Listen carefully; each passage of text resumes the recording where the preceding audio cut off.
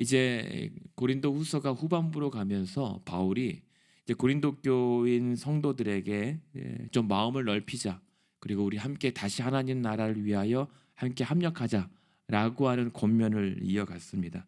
그러면서 우리가 고린도후서 초반부에 했을 때 잠깐 찾아봤는데요, 7장 19절부터 11절까지 하나님 뜻대로 하게 하시는 근심을 통해서 우리도 열심을 내게 하시는 그 인도를 따라가자.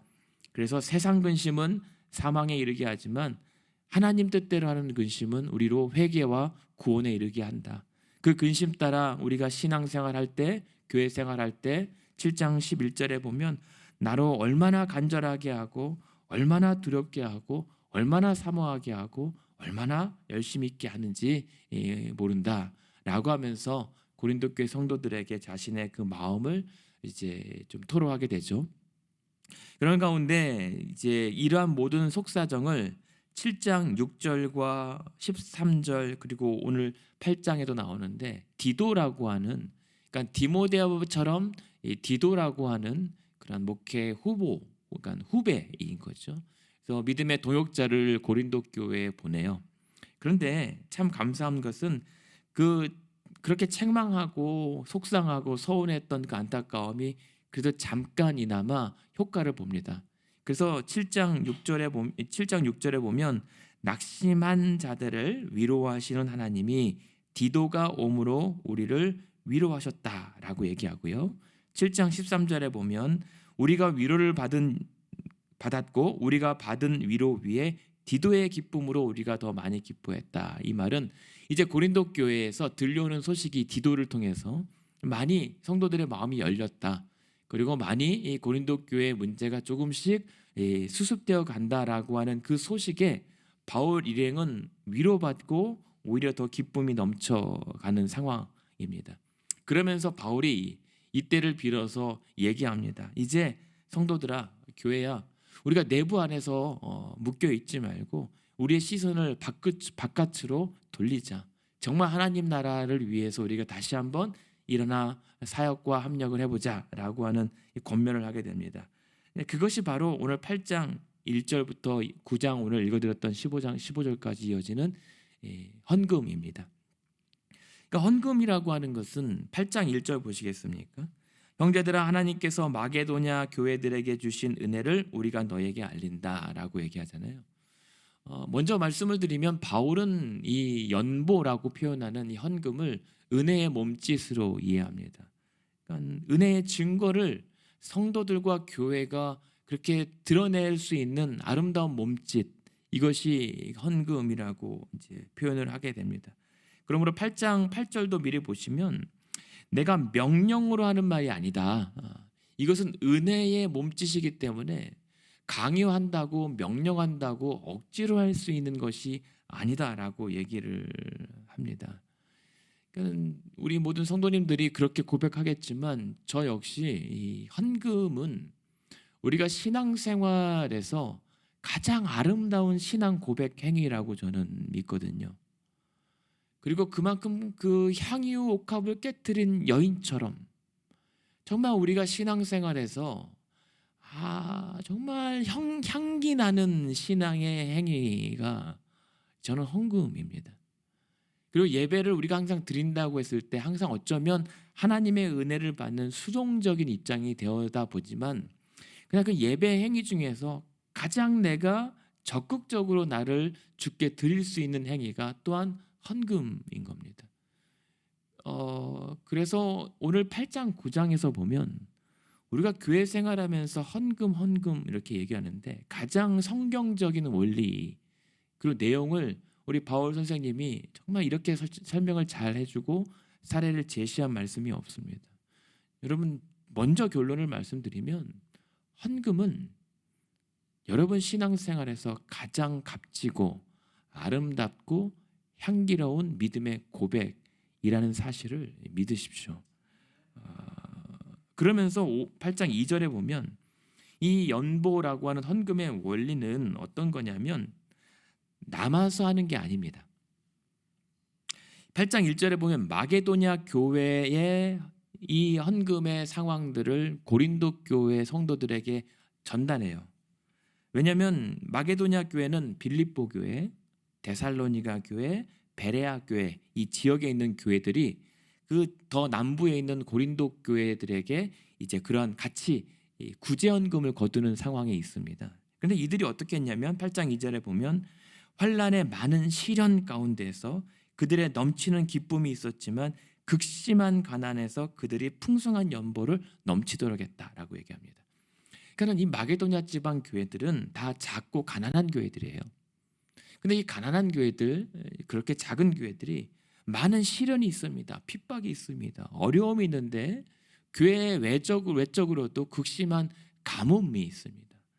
여기 살기 힘든데 성도들이 이 예루살렘 교회와 또 성도들과 교회들을 돕자라고 하니까 풍성하게 넘치는 대로 헌금을 거두었다라고 얘기를 하게 되는 겁니다. 그래서 2절 후반에 보면 그것이 넘치는 기쁨. 그러니까 헌금을 성도들이 하게 된 것은 억지로가 아니라 넘치는 기쁨이 그러한 헌금으로 드러나게 된 겁니다. 여러분, 기쁨이 있어야 헌금해요. 기쁨이 있고 그 은혜의 그 충만함이 있어야 그 넘쳐 흘러서 그것이 헌금으로 하나님께 드리게 되는 것이 됩니다. 그래서 이들이 어떻게 했냐면 3절에 보면 그들은 힘대로 할 뿐 아니라 힘에 지나도록 자원했다라고 얘기합니다. 그러니까 힘대로 가는 것은 자신들이 할 수 있는 만큼 최선을 다했다는 거예요. 근데 그 기쁨이 넘치다 보니까 여러분 헌금 생활 하시다 보면 그런 경험 하실 거예요. 했는데도 뭔가 더 해야 될 것 같은 그러한 그 밀려오는 충만감 때문에 힘에 더하여 드리게 되는 경험을 하게 됩니다. 그게 헌금인 거예요. 그게 왜 그렇습니까? 은혜가 계속 넘칠수록 부족하고 소진되는 것이 아니라 은혜가 흐르니까 그 은혜 흐르는 만큼 더 차고 넘치기 때문에 그래요. 헌금 생활은 간증이 있으셔야 돼요. 왜냐하면 이게 하라 마라가 아니라 그 맛을 경험해 본 자만이 할 수 있기 때문입니다. 그래서 4절에 보면 이 은혜와 성도 섬기는 일에 참여함에 대하여 우리가 간절히 구한다라고 얘기하잖아요. 이것은 그냥 단순히 자선행위나 어떤 적선행위가 아닙니다. 하나님의 은혜에 참여하는 거고 이 하나님의 은혜를 통해서 성도를 섬기는 일에 참여하는, 나누는 특권이 헌금이에요. 헌금 사실 제가 설교를 헌금 설교를 잘 안 하지만 헌금 말씀만 나오면 신나요. 왜냐하면 헌금이 신나거든요. 그 하나님의 은혜에 동참하는 것이 얼마나 큰 특권이고 선물인지 알기 때문에. 그래서 5절 보면 우리가 바라던 것뿐 아니라 그들이 먼저 자신을 주께 드리고 또 하나님의 뜻을 우리에게 주었도다. 헌금이 뭐냐면 왜 신나냐면 내 자신을 먼저 주께 드리는 것이기 때문입니다. 얼마나 멋집니까? 여러분 헌금하면서 얼마나 즐거우십니까? 저는 목사라서 드린 얘기가 아니에요. 차라리 제가 목사가 아니라 다른 평신도 직분이었으면 더 신나게 얘기할 것 같아요. 근데 자꾸만 제가 이상하게 오해하실까 봐 그럴 거 하는데 아닙니다. 여러분 헌금은 내 자신을 내가 주님께 뭐라도 드리고 싶은데 뭐라도 표현해 드리고 싶은데 그걸 가장 잘 내가 솔직하게 드릴 수 있는 게 헌금이라니까요. 액수의 문제가 아닙니다, 여러분. 그래서 그 하나님의 뜻을 따라가는 그 즐거운 춤춤이 저는 헌금이라고 저는 믿고 확신합니다. 진짜로 그렇습니다. 그러니까 우리가 헌금 생활한다라고 하는 것은 현금이 아니라 나 자신을 드리는 행위입니다. 쓰고 남아서도 아닙니다. 여기서 성경은 말씀합니다. 힘대로 하라고. 있는 대로 하라는 겁니다. 대신 이 헌금이라고 하는 것이 하나님과 나와의 관계를 측정할 수 있는 리트머스 시험지 같은 거예요. 대신에 하나님 사랑합니다. 뭘로요? 말로는 하늘의 별이라도 따다줄 수 있는 게 우리 마음입니다. 그러나 내 실생활에서 나의 삶의 씀씀이에서 혹은 극심한 가뭄과 가난과 시련 속에서도 하나님과의 관계가 변치 않는다라고 하는 것을 내가 나타내 증명해 볼 수 있는 것은 사람에게 보이는 것이 아니라 내 자신이 하나님과 얼마나 긴밀한 관계에 서 있는가를 내 스스로 드러낼 수 있는 것은 헌금입니다. 그게 단 일불이라도. 그래서 예수님도 그 과부의 두 렙돈이 얼마나 귀하고 큰 건지를 풍성하게 받으신 거예요. 진짜 헌금은 은혜입니다. 이것 좀 아셨으면 좋겠는데 뭐 여기 계신 분들은 다 아시니까. 그래서 그 8장에서 계속 반복되는 단어가 두 가지가 있어요. 은혜와 간절함이에요. 간절함. 그러니까 헌금은 간절함이에요. 어떤 간절함요? 제발 우리한테 선교 좀 해주십시오. 받는 사람의 간절함이 아니라 드리는 자, 헌금하는 자가 더 간절해요. 그게 헌금이란 말입니다. 그냥 예루살렘 교회는 이 헌금이 과연, 바울이 걱정하잖아요. 헌금을 가져가면 예루살렘 교회 교인들이 자존심이 있는데 받을까? 받는 사람들은 지금 그 생각을 안 해요. 그런데 오히려 헌금하여서 이 헌금을 보내는 자들은 제발 받아줬으면, 제발 그 은혜에 우리가 동참한 이 즐거움을 함께 나누었으면 더 간절해서 하는 게 헌금이었단 말입니다. 그게 헌금의 즐거움이에요. 아주 신납니다, 사실은. 근데 왜 우리가 헌금 생활을 하게 되는가? 그 헌금의 모범을 누가 보이셨냐면 예수 그리스도. 예수님이 보여주신 헌금 생활이 있는 겁니다. 그게 8장 9절이에요. 8절에도 보면 다른 이들의 간절함을 가지고 너희의 사랑의 진실함을 증명하고자 하면서 계속 간절함을 표현하면서 왜 우리가 이렇게 간절하게 되는가? 9절 보십시오. 우리 주 예수 그리스도의 은혜를 너희가 알거니와 그는 부요하신 이로써 그러나 너희를 위하여 가난하게 되셨기에 그의 가난함으로 말미암아 너희 우리를 부요하게 하셨지 않느냐. 그러므로 우리도 우리의 부요함이 일부러 헌금하고 나눔으로 비움으로 말미암아 성도 너희를 부요하게 하는 것, 그것이 그리스도의 헌금이고 우리의 헌금의 정신이다라고 얘기하는 겁니다. 여러분, 헌금은 그래서 여기서 헌금하는 것은 뭐 건축하려고 헌금하는 거 아닙니다. 뭐 다른 어떤 목적에 쓰려고 하는 거 헌금 아닙니다. 구제와 선교입니다. 헌금의 주된 목적이 그것이기 때문에 바울도 자신 있게 얘기하는 거예요. 우리 성도들 돕자. 하나님 나라를 위해서 애쓰는 교회들을 세워가자. 그래서 그 구제와 선교를 통해서 우리가 비록 부족하더라도 우리의 조금이라도 유효한 것, 조금이라도 남는 게 있으면 우리가 나누어서 그들의 궁핍함을 채워서 그들도 부유하게 하자. 예수 그리스도의 낮아지심과 가난을 통해서 우리가 부욕게 되었다면, 구원받았다면 우리도 응당 그렇게 해야 되지 않느냐. 이게 선교입니다. 이게 헌금이에요. 그러니까 연보라고 하는 해석이 되게 재밌는 게 뭐냐면 한글로 연보랑 연자가 나누다라고 하는 뜻이고 보자가 돕다는 뜻이에요. 그러니까 나를 비워서 남을 보태준다는 거잖아요. 그게 헌금이에요. 그러니까 구약의 헌금이 어디에 쓰였냐면 성막 운영하는 거, 그죠? 제사 제물 등등, 그리고 이를 집행하는 제사장들을 위해서 쓰였고, 그리고 가난한 사람들을 구제하는 데 쓰였단 말입니다. 신약도 마찬가지입니다. 신약도 예배를 위해서 예배 장소와 그에 대한 경비를 위해서 드렸고, 사역자와 구제와 선교, 세 가지 목적입니다. 그러니까 오늘도 현대 교회도 마찬가지입니다. 헌금은 그와 동일하게 교회와 사역, 그리고 사역자들, 그리고 구제와 선교 다르지 않습니다. 그래서 헌금하자는 거예요. 뭐 다른 거 하자는 게 아니라. 그래서 그 그리스도의 낮아짐으로 우리가 부유하게 된 것을 성도들이 더 가시적으로 그것을 경험하게 하는 겁니다. 하나님의 은혜를 보이는 것으로 함께 나눠서 풍요하게 되는 것이 헌금이에요.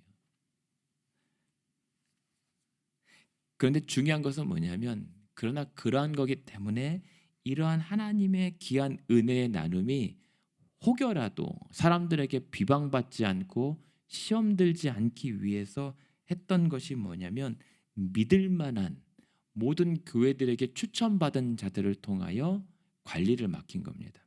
그것이 16절입니다. 제가 방금 설명드렸던 말씀이 그 본문에 있는 건데요. 자, 11절 한번 보십시오. 먼저 11절에 보면 그래서 이제 하던 일을 성취할지니 있는 대로 하라. 있는 대로 하는 것은 있는 거 다 내놔 이게 아닙니다. 지금 내가 충분히 여유가 되는 대로 있는 만큼 하라는 겁니다. 무리하지 말고. 그러나 12절에 보면 할 마음만 있으면 헌금은 다 한다는 거예요. 없어서 헌금 못하는 게 아니라 할 마음이 없는 겁니다. 할 마음만 있으면 있는 대로 받으실 텐데 없는 것은 하나님이 억지로 받지 않는다는 겁니다. 그저 그러한 헌금을 통해서 13절에 보면 균등하게 다른 사람들은 평안하게 하고 너희를 괜히 가난하게 만들려고 하는 것이 아니라 그 하나님의 은혜 분량을 서로 나눠서 균등하게 하려고 하는 거다. 한쪽만 은혜에 풍성하며 다른 쪽은 은혜의 그런 빈약함에 있지 않고 그 은혜를 흐르게 하자. 14절에 보면 이제 너희의 넉넉한 것으로 그들의 부족한 것을 보충함은 그들의 넉넉한 것으로 너희의 부족한 것을 보충하여 균등하게 하는 겁니다. 하나님의 은혜를 계속 흘려보내는 겁니다. 그래서 그 은혜가 필요한 곳에 은혜의 낮은 지대로 은혜의 높은 지대에서 은혜가 흘려서 평평하게 수평을 맞춰가는 것. 그게 헌금입니다. 그게 교회 재정 집행이어야 되는 거죠. 막 우리 안에서만 그것이 우리 교회는 잘 먹고 잘 산다 이러면 헌금은 이게 삐뚤어진 겁니다. 항상 교회 뒷문은 열려 있어야 되는 거예요. 은혜의 뒷문은. 그래서 앞문으로 들었던 하나님의 은혜가 항상 교회 안에 족하고 적적한 은혜에 차고 넘칠 수 있도록 그 은혜가 계속 흘러가야 되는 겁니다. 기도해 주십시오. 우리 교회의 재정이 넉넉하여서 흘려보내도 충분한 그런 교회 재정 되게 해주십시오. 제발 좀 흘러가게 좀 해주십시오. 그래서 15절에 보면 왜 그래도 돼요? 교회 재정이나 헌금이 기록된 것 같이 많이 거둔 자도 남지 아니하였고 적게 거둔 자도 모자라지 아니하였다. 하나님께서 광야 지난 날 백성들에게 맨날 만나를 먹여 떨어뜨리고 메추라기를 떨었을 때 많이 거둔 자도 못 먹어요. 딱 그날 하나님께서 허락하신 분량 족한 은혜로 채우시고 먹게 하시고 살게 하시거든요. 그런 것처럼 날마다 족한 은혜로 채우시는 하나님의 은혜와 섭리를 경험하라. 그러려면 흘려보내라는 겁니다. 교회가 재정 창고가 되어서는 안 돼요. 항상 차면 다시 낮아져야 되는 것이 이 재정의 원리인 겁니다. 왜요? 하나님께서 교회에게 주신 것은 족한 은혜지 차고 넘치는 은혜인데 차고 넘치는 재정이 아니란 말입니다. 한국의 유명한 목사님이 어디 부흥회 갔는데 그 교회 장로님이 그러시더래요. 우리 교회가 얼마나 부흥한 교회인 줄 아십니까? 재정이 몇 억이나 있습니다. 그러면서 혼냈대요. 교회에 몇 억이 있는 것을 자랑하는 교회는 그게 무슨 건강한 교회냐고 핀잔을 주셨더래요. 재정이 많은 교회가 훌륭한 교회가 아니라 극심한 가뭄과 가난에도 불구하고 그 은혜를 흘려보낼 줄 아는 교회가 건강한 교회인 거죠. 그게 부자 교회입니다. 그게 부자 교회입니다. 그런 가운데 다시 오늘 본문으로 16절에 보면 그래서 너희를 위하여 간절함을 디도의 마음에도 주시는 하나님께 감사하노니 그래서 그 헌금을 관리하고 이송하는 것을 정말 믿을 만한 참 동역자 디도에게 맡깁니다. 근데 한 사람에게 안 돼요. 그래서 18절에 보면 또 그와 함께 형제를 보냈으니 이 사람은 복음으로서 모든 교회에서 칭찬받는 자다. 교회가 다 인정하고 믿을 만한 사람을 또 한 사람 붙여요. 두 사람입니다. 근데 또 그래서 22절에 보면 또 이들과 함께 우리의 한 형제를 더 보냅니다. 이들 다 성도와 교회의 신뢰를 받고 칭찬받고 믿을 만한 사람들에게 맡겨요. 왜 그렇습니까? 못 믿어서요? 아닙니다. 행여라도 있을 줄 모르는 사고와 또 하나님의 거룩한 사역들이 또 여러 가지 시험에 들 수도 있기 때문에 이중삼중으로 하나님의 교회를, 하나님의 사업을 보호하기 위한 겁니다. 그래서 19절에 보면 20절에 우리가 맡은 이 거액의 연보에 대하여 아무도 우리를 비방하지 못하게 하고 주 앞에서뿐 아니라 사람 앞에서도 선한 일에 조심하려고 하는 겁니다. 다른 거 아니에요. 막 뭐 의심한다라고 그게 아니라 그냥 혹시라도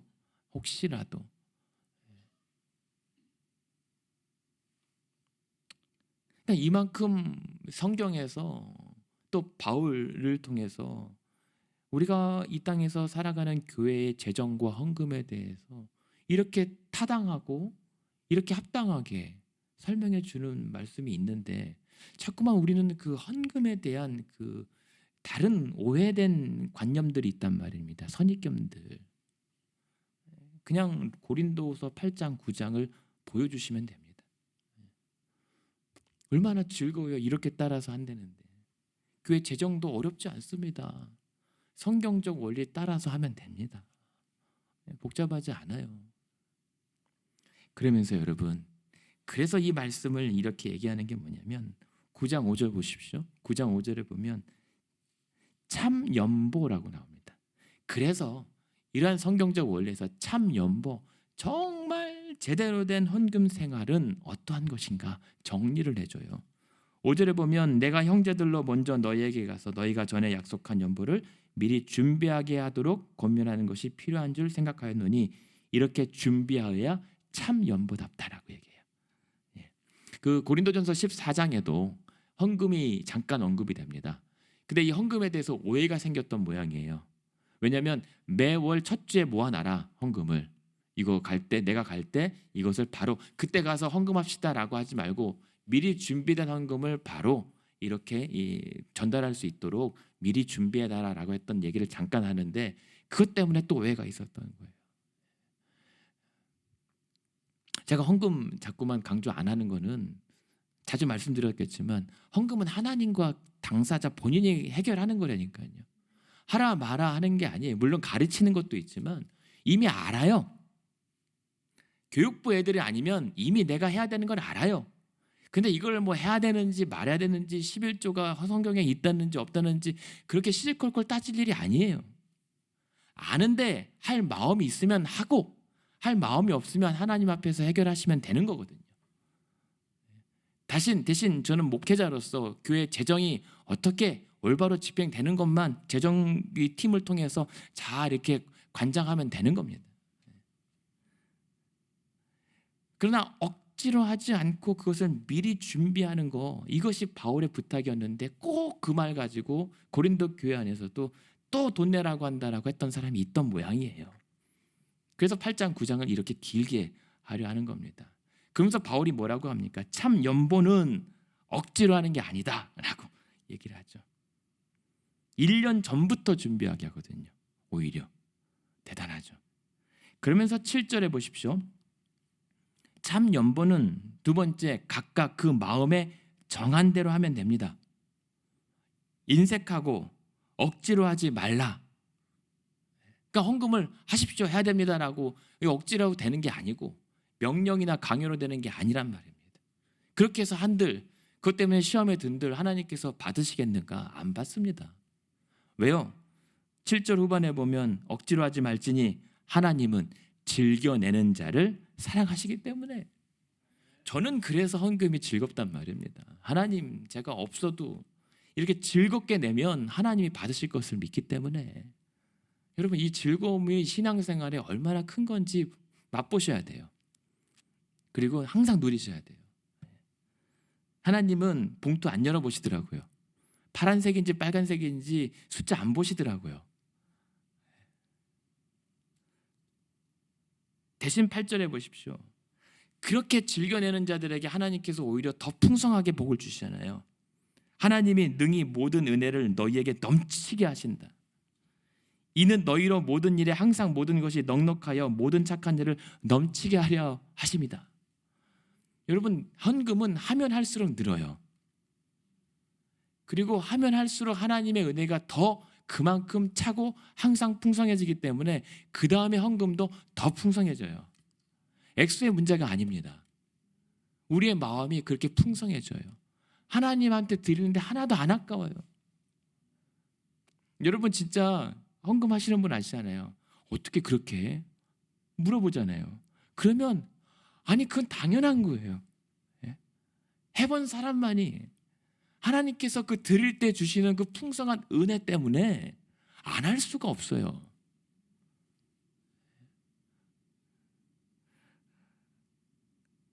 그래서 하나님께서 그때마다 오히려 하면 할수록 더 넉넉하게 채워주신 하나님의 은혜.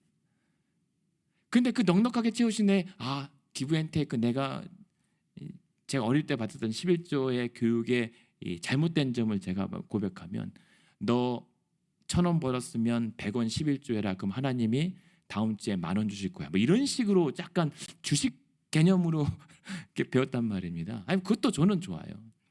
그런데 그것을 떠나서 어떤 재산의 분리매역이 아니라 내가 하나님께 드리면 그 드린 것을 통해서 더 주시는데 그 더 주신 것을 가지고 더 많이 하나님 일에 더 참여할 수 있게 되더라니까요. 이게 기쁨이에요. 하나님 나라의 사역이 그렇게 내 안에서, 우리 안에서 확장이 되는 거예요. 그래서 하나님이 그것을 위해서 더 풍성한 은혜를 차고 넘치게 주세요. 여러분에게 이런 은혜 주실 줄로 믿습니다. 네. 하나님 앞에 인색하지 않으면 돼요. 우리가 백날 이렇게 말해도 소용없습니다. 그냥 본인이 아시면 돼요. 본인이 아시는 분들은 하시게 돼요. 여러분 없어도 돼요. 몸으로 그렇게 헌신하는 거잖아요. 제가 뭐 이렇게 말씀드리는데 뭐 제가 뭐 얼마나 하겠습니까? 헌금을 해도 그냥 자신에게 있는 대로, 하나님 앞에 정한 대로 그냥 과부의 2렙돈이라도 풍성하게 풍요롭게 드리면 됩니다.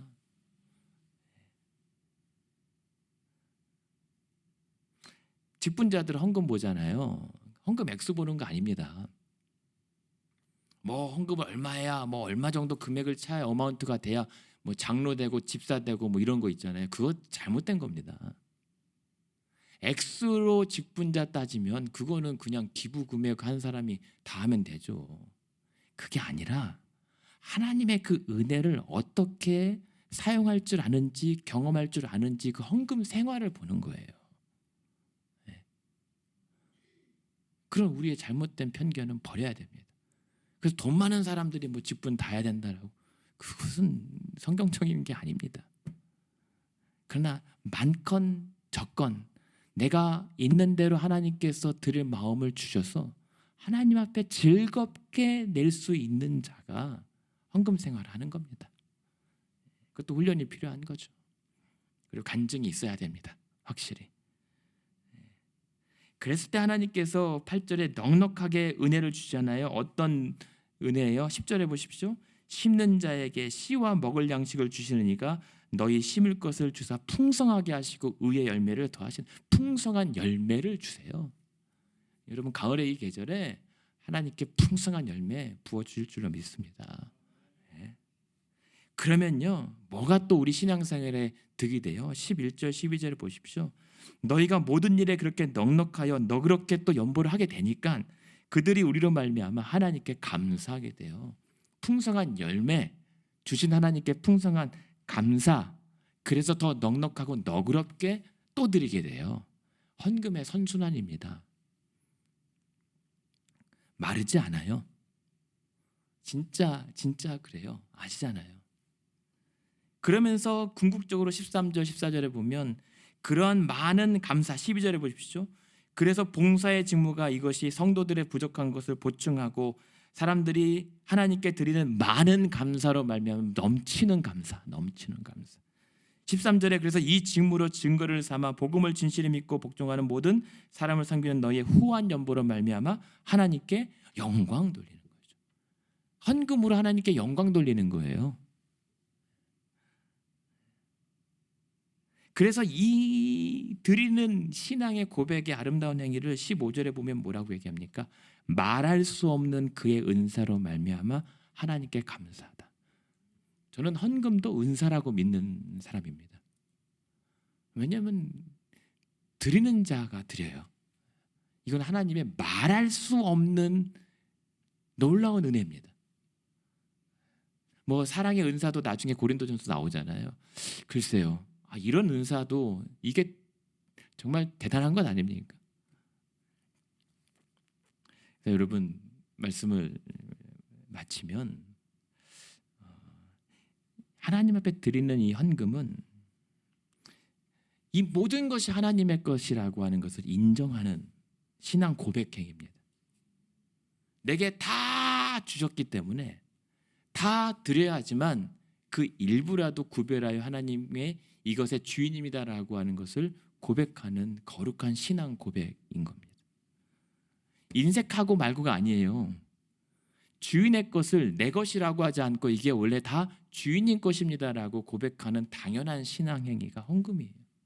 그래서 그 헌금을 그리고 모아놓고 축적해서 부자의 창고처럼 이 많은 것을 거뒀는데 이제 쌓아둘 곳이 없으니 어찌하면 좋겠는가 근심하다가 옳겠구나, 창고를 헐고 더 큰 창고를 지어서 재물을 쌓아둔다라고 하는 어리석은 부자가 아니란 말입니다. 헌금은 그 하나님의 풍성한 은혜를 흘려보낼수록 재정은 채워지는 겁니다. 오히려 재정을 쌓아둘 때 시험과 시련이 오는 거죠. 이것은 성경적, 교회의 국룰 같은 겁니다.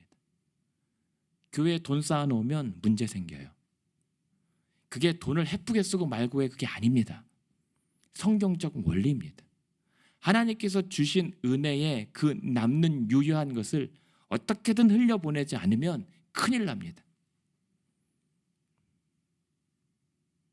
그러다가 하나님이 사역을 크게 해주시고 규모를 늘려가시는 거지, 우리가 늘려보려고 하면은 그거는 잘못된 사업입니다. 그야말로 사업입니다. 그러나 이러한 하나님의 말씀에 따라 우리가 아름답고 향기로운 신앙 생활을 했을 때 결론은 14절에 어떻게 됩니까? 그들이 너희를 위하여 간구하며 하나님이 너희에게 주신 지극한 은혜로 말미암아 너희를 사모하노라. 성도들 간에 아름다운 교제가 일어나요. 그 성도를 위하여 정말 우리를 도와준 그 어떤 교회와 또 성도들이 오히려 보낸 자들을 위해 더 뜨겁게 기도하고 그 소식을 받으면 또 보낸 자들은 또 그들을 열렬히 사모하게 되는 거, 이게 선교입니다. 이게 아름다운 성도의 교제가 이 헌금을 통해서, 여러분의 귀한 예물을 통해서 이루어지는 거예요. 이교도들은 신에게 무언가를 얻으려고 제물을 바칩니다. 근데 우리 기독교는 이미 하나님께 받은 것을 감사하려고 예물을 바칩니다. 이게 헌금이에요.